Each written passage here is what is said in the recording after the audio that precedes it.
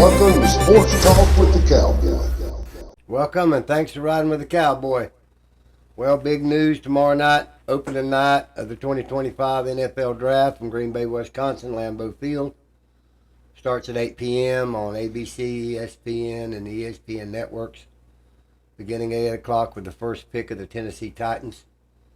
The Buccaneers pick number 19 in the first round. They pick number 54 in the second round. Pick number 84 in the third round. And 121 in the fifth round. So this is how it would go as far as picks go for the Bucs if they don't change, trade up or trade down. The first pick again, the Tennessee Titans, tomorrow night, 8 o'clock. That'll be round 1 tomorrow night. Round 2 on Friday night. That's picks round 2 and round 3. And then round 4, 5, 6, and 7. That's 4 rounds on Saturday starting at noon on ABC and ESPN. So there's 7 rounds, 1 on Thursday, 2 on Friday, and the 4 on Saturday. That'll end the NFL draft for this year. A lot of speculation on who's going where, what's going who. Myself here at Sports Talk with the Cowboy, predicting Cam Ward, quarterback from the University of Miami, to be the number 1 pick for the Tennessee Titans tomorrow night. And then the second pick, the Cleveland Browns, I believe, myself personally, will probably go with Abdul Carter, the defensive end from Penn State. And then the Giants will probably go with Travis Hunter, the Heisman Trophy winner, cornerback / receiver from the Colorado Buffaloes. As far as the Bucs concerned, a lot of questions of what we're going to do with number 19. I would like this to see us to take Ibuku, Donnelly Buku, I haven't pronounced his name wrong, from Boston College, the edge rusher. A lot of people have got us picking Jihad Campbell, the linebacker from Alabama. Myself personally, he had a pectoral muscle in his shoulder tore after the combine. They were looking at the prospects in February. Had to have surgery on that shoulder after the NFL combine this year. And he's got a torn labrum in his shoulder. I don't want to pick a number 1 pick with a bad shoulder. Now they say, oh, he's going to rebuild. No. He's damaged goods right now. He could go maybe later, but I wouldn't take him myself personally. That's me. I'm not going to take him in the first round. And so that's what a lot of people are linked to Jihad Campbell, Ibuku there from Boston College with us at number 19. If we stay at 19, because we can always trade back. If we trade back, we can get more picks. So in this draft, what we have to remember is there's not many superstars in this draft, maybe 5 or 6. But there's a lot of starters, players that can start for your team. So even in the 2nd, 3rd, 4th, and 5th round, you're going to pick up players that can play from day one. Not as many stars, but a lot of starters. So the more picks you got, the better off you'll be. There'll be a lot of wheeling and dealing tomorrow night on people moving up to get a player that they actually want. And we're going to see how it goes. As it is right now, again, we're at 19. And nobody's going to tell you the truth until tomorrow night when we're on the clock anyhow, Everybody's got to pick who they're going to pick. And only thing we can say here at Sports Talk with the Cowboy, we're pretty much positive, without being the pick being made, that Cam Ward will be the first pick of the Tennessee Titans to be their franchise quarterback from the University of Miami. It's about all we can say for sure here. We're going to keep you posted on the draft. We need defensive players on the Tampa Bay Buccaneer team this year. We have a great wide receiver core with Mike Evans, with Chris Godwin, with Jalen McMillan, with Trey Palmer. We've got a great line, the same line that was there last year. We got Baker in the backfield. We got Bucky Irvin, Rashad White, and Sean Tucker at running back. We don't need anything on offense. So if you've got 7 picks this draft, and all of them are, when Bucks get 6 picks right now, if they pick 6 defensive players, don't be shocked. I believe they will, because they need defensive players. Even though we all know that Hassan Reddick, the great pass rusher, was signed in free agent by Jason Light. And he's going to make a tremendous difference next year coming off that edge. You can mark my words, because there ain't no defensive coordinator in football or offensive coordinator don't know who he is. And here's what they say about him. He's a bad man, okay? And he's going to be on the Buck uniform, and he's coming, okay? And if you ain't stopping him, he's going to throw your quarterback to the ground because that's what he knows to do. Okay? So we need extra players besides him on that defense. We strengthened it, but we need linebackers, we need cornerbacks, and we could stand some edge rushers because we don't want nobody injured, not have nobody to bring in. So we need some depth pieces. This Mbuko or whatever from Boston College is a starter. So we need starting players in them first 4 or 5 rounds that can put a uniform on and what they call plug and play. So we're going to be watching like everybody else in the world will be watching tomorrow night from Green Bay, Wisconsin at 8 o'clock.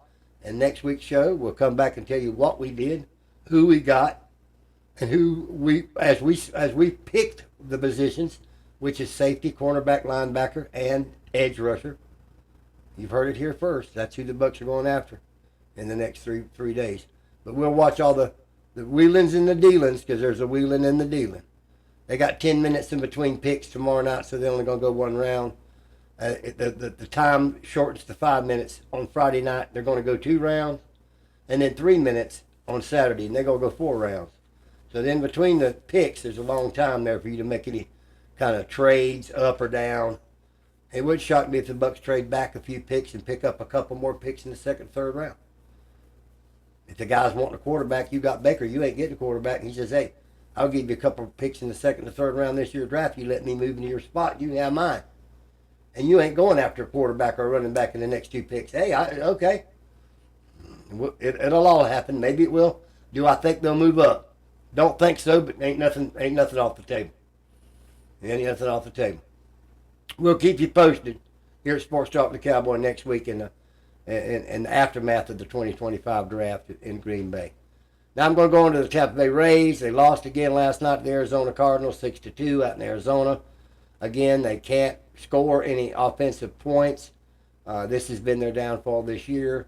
They have stayed about 500. They're below 500 by 3 games right now, but about 500. They win, they lose, win, lose. A championship caliber team? Absolutely not. A playoff contender? No. A great pitching? Yes. Offense stinks. It stunk 3 years ago. It stinks now. They can't score when they have people in place on a regular basis. Good teams can score regularly if they got people on base. The Rays can't score regularly, okay? And there's moments that they look as if they could be a playoff contender, and then they play in the next game and not so much. Leave 7 or 8 men on base with no outs and can't even bring one around for a point, a run. So that's where the Rays are. Nothing positive to say to you except the young guys, Magnum, Minshew, and the Simmons that they got up, and has played good. The young guys, and Brandon Laws hit a little bit, but nothing substantial. Our catcher that we got from the Jensen, he's like 1 in 27 at the plate. Terrible. I think I could hit it one out of 27 times at the plate. I mean, how much worse can you be? 0 and 28. I mean, how much worse can you be batting? So they got some serious offensive problems. Can they solve some of them at the trade deadline in July? Maybe. Will they? They didn't when they had a chance before the season. They didn't the last 2 years when everybody told them they had to have more better offensive players. They didn't do it then. I guess they could, but I wouldn't hold my breath on it. But we'll keep you posted on what's going on with the Rays right now. They're losing out in Arizona to the Diamondbacks. They'll play again tonight. Matter of fact, 9 o'clock. It's a few hours difference out in the desert, but they're playing. Matter of fact, the taping they show tonight, 9 o'clock. And I'll watch it, and hopefully we'll win. As far as the Tampa Bay Lightning, they're entering the playoffs against the world champion Florida Panthers out of Miami, out of Sunrise, Florida, between Fort Lauderdale and Miami, Sunrise, okay? Last night, first game, 5-game series, first team win 3, win series, in Tampa, at Amalie Arena, in front of 20,000 Howling Lightning fans, got beat 6-2. I mean, got beat bad. Them Florida Panthers got out there and just physically out-muscled them. It was a bad game. There wasn't no sugarcoating it. It was a bad game. Tonight, Wednesday night, they're off. Tomorrow night, Thursday, they will play Game 2 in Tampa at Amalie Arena. And we've got to win that game because the next 3 are going to be in Miami. and we got to bring it up tomorrow night now. And we can't go 0-2 and go down to Miami and think we're gonna win 3 straight down there now. I mean, let's just be realistic about it. I didn't think if we got beat last night, I didn't think it was going to be 6-2. Okay, I just didn't think it was going to be 6-2. It was 1-1 in the first, and then in the second it was 2-1, then 3-1. Then I got worried, then 4-1, then 4-2, but then it was 5-2, and then in the third 6-2. So it was a bad game, just a bad game all around from the jump streak. We stayed with them a little bit in the first period, but after that, downhill. We'll keep you posted on the Lightning. We'll keep you posted in our next show, and hopefully we can report that tomorrow night, Thursday night, they can beat the Florida Panthers in Amalie Arena. All the Tampa fans, go out there, support the Lightning, be the Thunder for the Lightning. There was about 4,000 people outside Amalie Arena on the big screen TVs watching in lounge chairs last night. Had a big party outside. And it was a beautiful thing. The community cuts to go and watch the team free right there at the stadium. And it was a disappointing night for them. And they'll be back out tomorrow night. So go out there and join them tomorrow night and root on the Lightning. We need this victory in this playoff, in this series, because if we lose this series, the season's over with. And we'll keep you posted in the next week's show. Go Lightning. Now I'm going to take questions for the week. And the first question tonight is from Beverly. And Beverly wanted to know who I thought the Bucs would take in the draft with pick 19. And Beverly, I think it'll be Ibuku from Boston College. He meets the requirement. He's a good young man. He has no garbage and trash in his background. He's not a nutcase. He's a good player. He comes from a good school, Ivy League school, Boston College. Good, smart kid, good kid. And I think Ibuku would be the guy. Jahad Campbell again.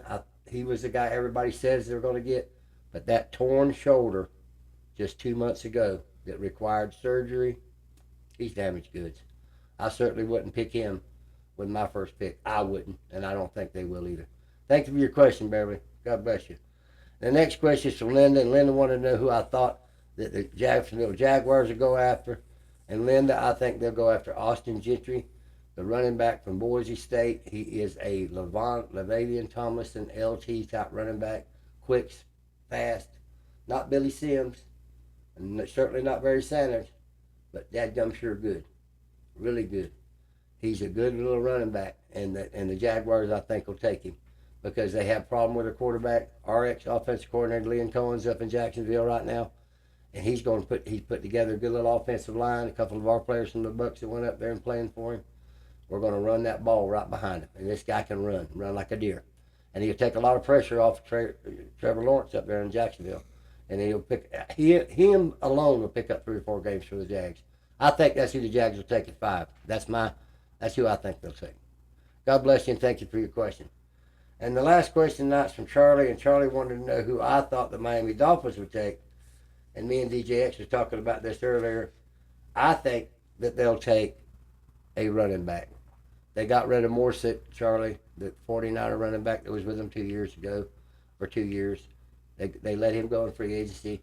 They let their other running back go in free agency, so they're kind of thin in that running back room. And there's quite a lot of running backs, Charlie, in this draft. And I think that throwing the ball, every time you get the ball in your hands, like the Dolphins have been doing, they've got to slow the game down. They got to have a little bit of running in there to take a little bit of the heat off of just Tua throwing, because they know that they don't have a running game. So they'll go get a running back. And they won't get Genji because he'll be gone to the Jaguars. But there's 5 or 6 good running backs in there now. Good plug and play running backs. So I think with his 13th pick in this year's draft, the Dolphins take a running back. Charlie, that's who I think they'll take. We'll have to see tomorrow night like everybody else. So tomorrow night's the big game, the big dance for the year, the big spring fling, so to speak. It's the NFL draft for 3 days beginning at 8 o'clock. You've heard it all the prognostications of who everybody's going to take, and everybody's got a list of who they think they're going to take by, but nobody knows. We won't know because I don't even think they know. And it's a big card game starting at 8 o'clock tomorrow night, and we'll all be watching it because this is the final piece in building your NFL team for next year. And it's a very important piece. And if you pick a player in the first round, you get 5 years instead of 4 years under contract. That's a big thing when you got a player that's going to demand $40, $50 million a year, and you're going to have to pay him $2 million a year under his rookie deal. You like that 5th year, okay? So everybody tune into the draft. We'll keep you posted on the Lightning. and we'll keep you posted on the Rays. And until next show, God bless you, and Cowboy out.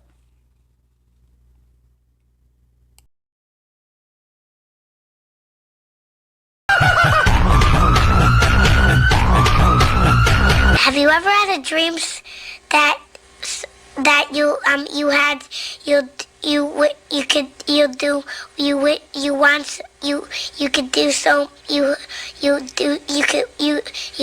you want him to do you so much you could do anything?